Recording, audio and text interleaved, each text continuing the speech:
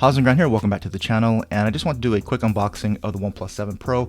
I decided to grab this again. I used to have the blue version of this, and this is going to be the almond version. Just want to check that color out. But I want to grab this again because I want to compare it to the OnePlus 9 Pro because I think those cameras are actually pretty good.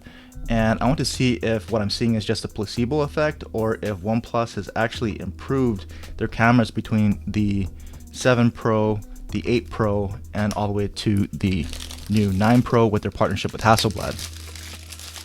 So here we go with the box. It's a departure from their super long rectangular red boxes, but still very nice. You can see it's thick. It's going to have some stuff in it, not like the smartphones today that come with practically nothing. So you go beyond speed, 7 Pro, OnePlus 7 Pro there. So let's go ahead and unbox this real quick and check it out. Nothing up in the cover there. Always a good OnePlus unboxing experience here. So I think we have a case with this version. These didn't come with cases. Let's see here. Welcome message. Let's go invitation letter. You can see what that is. And let's see. Probably some nighttime reading. We've got SIM eject tool. And let's go. That was with the eject tool. Never settle.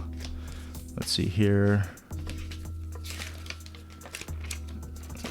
Some literature right there, and we've got safety information. I don't think anybody reads that stuff. And here's your typical gel style TPU case.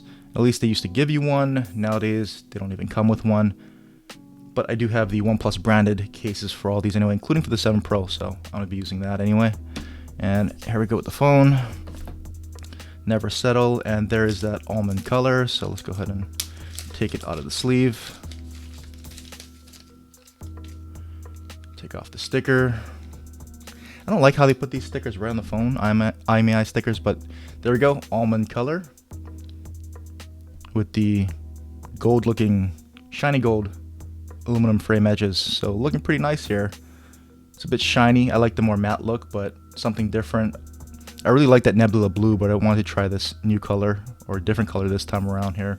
So you can see Type-C port, you've got your SIM tray, microphone, down-firing speaker. I actually like the look of this camera setup on the 7 Pro and the 8 Pro more than the 9 Pro here. Looks a little bit more centered, looks a bit more tidy, symmetrical, all that kind of stuff. But looks very similar to the 8 Pro, obviously. And you got the pop-up camera on this one, so a much cleaner design, I think. The only complaint on this one was that it was kind of wide and heavy. But I don't know, now holding it, it doesn't really feel that much more bulky than the 8 Pro or even the 9 Pro here, although it is slightly wider and a little bit heavier, but you know, overall they're pretty much all about the same size. You can see that nice little curved display, and again, I like curved displays, volume rocker, all that, so really nice there. And let's go. You can have the typical OnePlus red Type-C warp charging cord. Got to use that if you want warp charge. And we've got the actual warp charger here. Not as fast as the latest 65 watt charging. I think this is like 30 watt warp charging, which is still fast by a lot of other phone standards today, and you do get the brick in the box, so that's all good.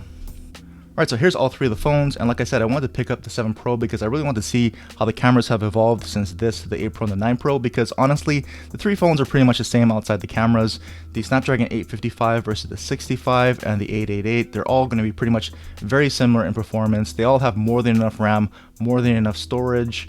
You've got good sized batteries, warp charging, really nice displays, and so I think it's really going to come down to the cameras, because right now the 7 Pro is about $500, the 8 Pro is around $600, and now the 9 Pro, the starting price is around just over $900, but this model, and there's only one model, which is the higher configuration model in the US, is over $1,000. So should you really be spending more money on the 9 Pro when maybe you can pick up an 8 Pro or even a 7 Pro, which arguably has probably the best design with no cutout for the front camera? You got the pop-up camera up top and a much more symmetrical design overall.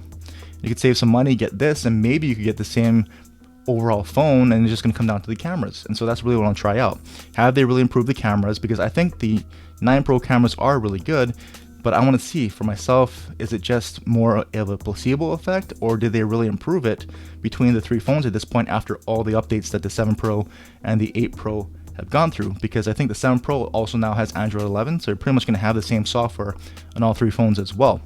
So again, just want to do a quick unboxing, kind of share with you, show you the quick size comparisons. I think they're pretty much very much similar, if not the same phones. And again, I think it's going to come down to the cameras because they all have, again, a similar 48 megapixel main sensor with OIS. They all have a similar 8 megapixel telephoto sensor with OIS.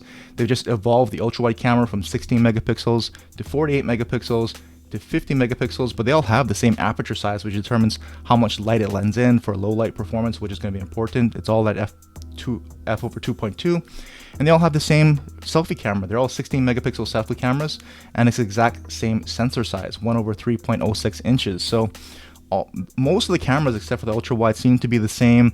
It's going to come down to the image processing on the system on a chip and how they've tuned the camera performance with their partnership with Hasselblad. I'm going to see if that's making a significant difference or not. So I'll be doing a camera comparison between these three, so stay tuned to the channel if you're interested in that. Maybe if the camera performance is close enough, it could save you some money. So there you go. Hopefully just a quick unboxing and reasons why I want to bring it in and just show you that I have it now and why I was interested in checking out the 7 Pro. If you got any other questions or comments about the 7 Pro or any of the OnePlus phones, leave them in the comments and I'll try to answer them. If you want to see any other coverage besides the camera comparisons, let me know. And as always, thanks for watching.